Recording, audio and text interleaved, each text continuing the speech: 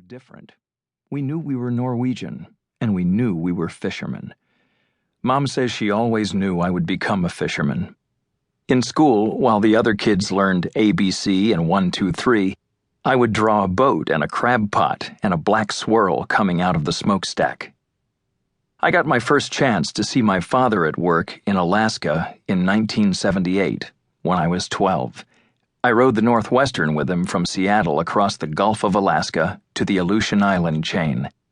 It was a 1,700-mile trip that took more than a week, and most of the time I was terribly seasick. From there, we motored another 400 miles north through the Bering Sea, 3 days without sight of land. We finally dropped anchor off St. Matthew Island, a deserted outcropping in the far northern Bering Sea, right by Russia. Bizarre formations of volcanic rock rose up from the shoreline. Since it was summer near the Arctic Circle, the sun only dipped below the horizon for an hour or so, and the skies never darkened. I was wide-eyed with wonder. Suddenly, my world of the Seattle suburbs had expanded into something vast and strange and full of adventure. My dad's life as an Alaskan fisherman, to me an abstract concept that he'd talked about for years, was suddenly vivid and real. We fished blue crab that year, but I was just a kid and not much use. What seared a stronger impression on me than the actual fishing was the thrill of exploring this exotic new world. At one point, the fishermen went on strike, and we were laid up in harbor with 150 other boats. To pass the time, a few of the other kids and I took a skiff and ventured onto the island. We found deer darting across meadows of wildflowers and rams roaming the rocky hillsides. We discovered a stream so thick with Dolly Varden trout, we were able to scoop them up with our bare hands. We wanted to fish the lake that the stream poured into, so we returned to the ship and crafted a reel by wrapping dental floss around an old strawberry can. We bent nails into hooks and sharpened them in the grinder and splayed bits of polyfiber line into lures. We returned to our lake and tossed out our lines with a bit of lead for weight and pulled in those Dolly Vardens one after the other.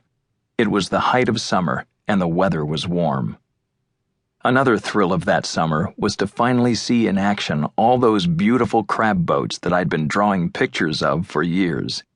My friends and I took the skiff from boat to boat and climbed aboard to meet the crews and have a look. A lot of the guys were friends of my father. If they weren't, they were still friendly and welcomed us aboard to check out the wheelhouse and the deck gear. We pored over every inch, as if we were in a museum. I remember a crabber called the Neptune. That big wheelhouse, all painted black and white, looked like a race car. What a beautiful boat. By the time I was 15, I knew every boat in the fleet. I'd see them on the horizon, and I could pick them out just like that. The older guys on the crew would just look at me, shake their heads, and say, "How the hell can you see that far?" Probably the most important part of that summer was getting to work alongside my father and the other men who would become my lifelong mentors. They were larger than life. Dad's friend Oddvard Medhaug worked on deck that summer. He was a classic Norwegian, hard-working and stubborn, from the same mold and same town as my dad. In later years, he would become one of the most successful skippers in the Alaskan fleet, what they called a highliner, but that summer, he was still a deckhand. I idolized him. When he came down from the deck to wash dishes in the galley, I snapped pictures of him as if he were a celebrity. After 2 months, I had to get back home to Seattle for junior high school. They dropped me off on St. Paul Island, another rock in the Bering Sea. I had to overnight by myself. The bar was next door to the hotel. The natives and fishermen were drinking, and it started to get pretty wild and very loud. I could hear bottles crashing and fights breaking out. Only 12 years old, I was terrified and hid beneath the window in my room. In the morning, I flew to Cold Bay, which is a tiny outpost at the tip of the Alaskan peninsula where the Aleutians start. There was nothing but an airstrip and a store and a few weather-beaten buildings, then Anchorage, then Seattle. It took a couple of days. The summer of 1978 was a huge adventure.